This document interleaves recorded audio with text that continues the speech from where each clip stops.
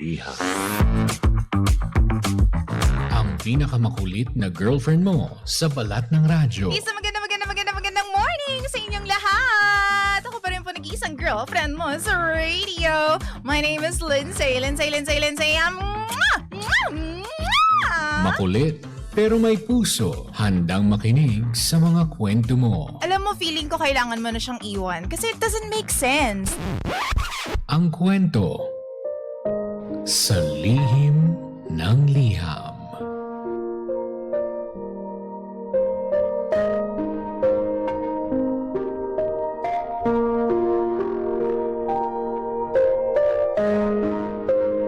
Mahal kong Lindsay. I just want to share my story way back 21 years ago. Napakatagal na po. Pero hanggang ngayon, kumukurot pa rin ito sa puso ko. Ayoko na pong magpakilala, DJ Lindsay, dahil baka mapansin po ito ng pamilya ko. Araw-araw din po kasi silang nakikinig sa lihim ng liham. Kaya sigurado po akong makikilala nila ako kapag nagpakilala pa at sinabi ko ang aking pangalan.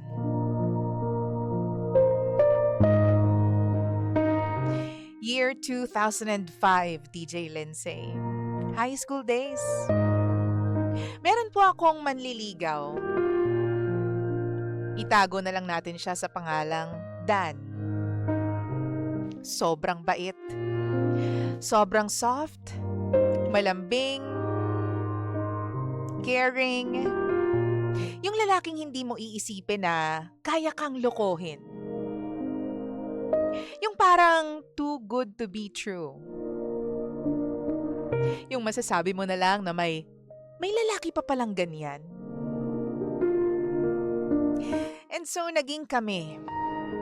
First boyfriend ko siya at first girlfriend niya ako. All the days were all sweet.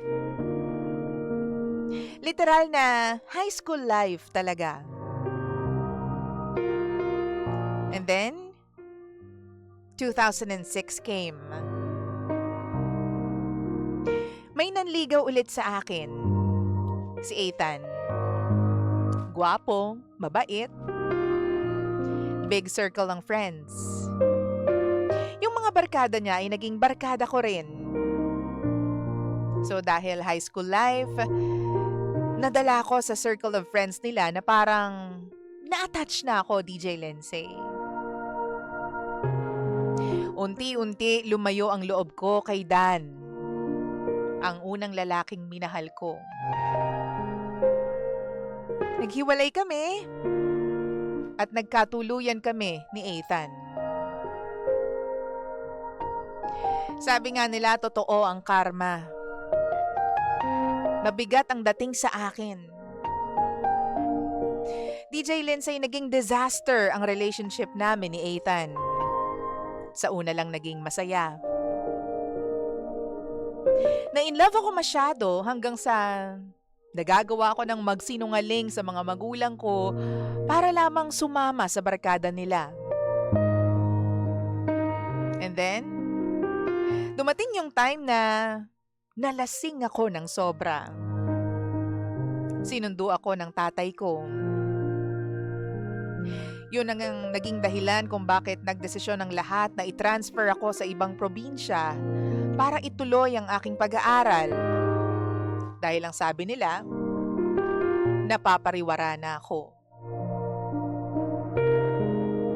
Kakalipat ko pa lang may ibang girlfriend na agad si Ethan.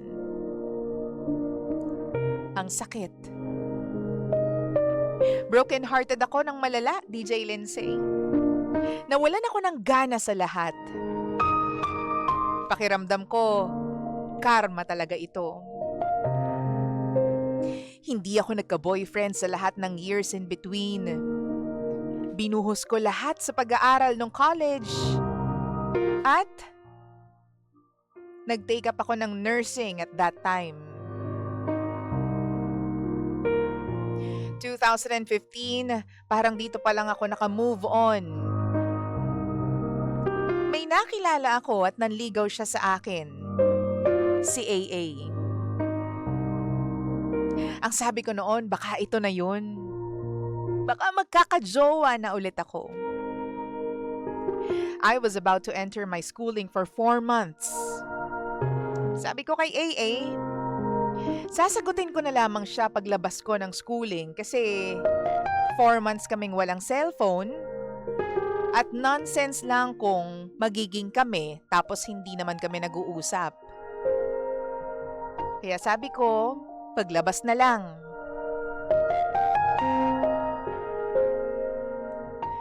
Dalawang buwan pa lamang ako sa loob ng training center, DJ Lindsay. Pinahiram kami ng cellphone for 1 hour.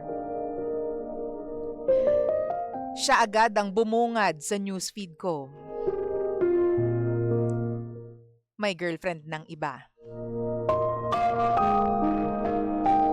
Grabe. Broken-hearted na naman po ako. Pero that time, hindi naman masyadong masakit. Yung tipong hindi ko naman iniyakan, pero masakit. Masakit kasi akala ko siya na.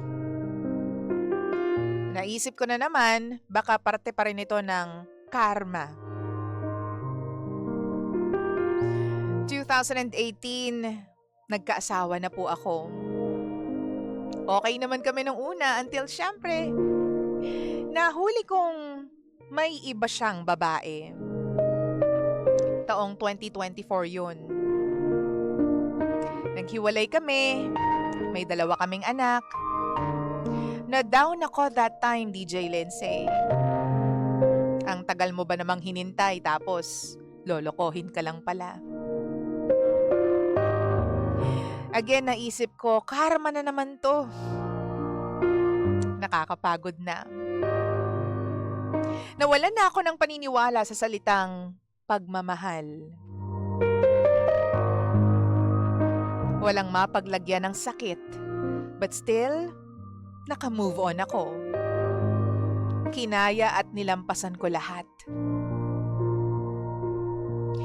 At ngayon, 2026, bigla na lang may nag-add friend sa akin. To my surprise, DJ Lindsay, si Dan, ang unang boyfriend ko.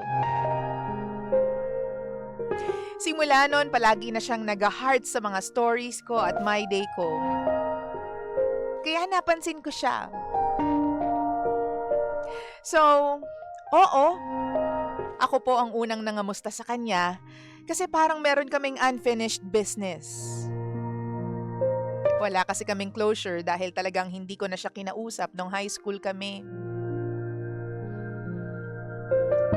Nagkaroon din siya ng chance na tanungin lahat ng whys sa akin. Ako lamang daw yung pangarap niyang hindi natupad. Doon, naiyak ako.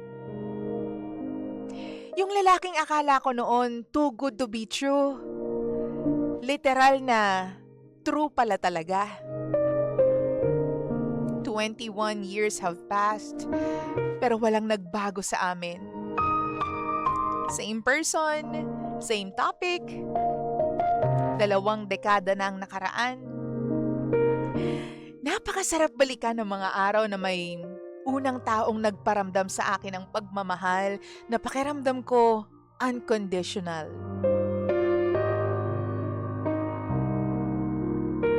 Kami na sana eh. Pero, hindi na pwede.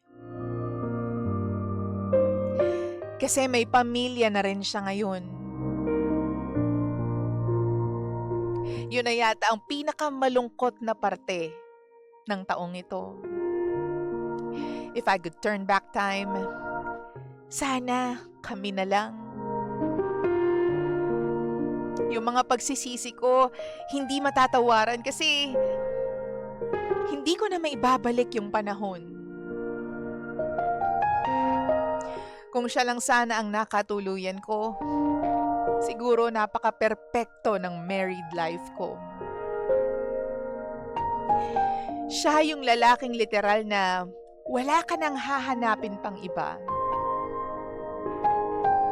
Sobrang sweet pa rin, caring, malambing. Nakakainis yung tadhana, no? Ba't ba kasi ganun?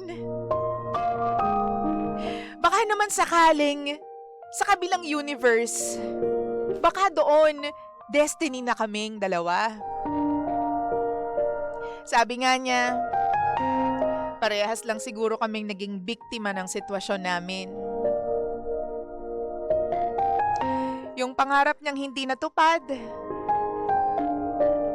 hindi ko na pwedeng tuparin. Kasi wala na kaming magagawa sa sitwasyon namin. Masaya naman ako sa kanya. Well, para sa kanya.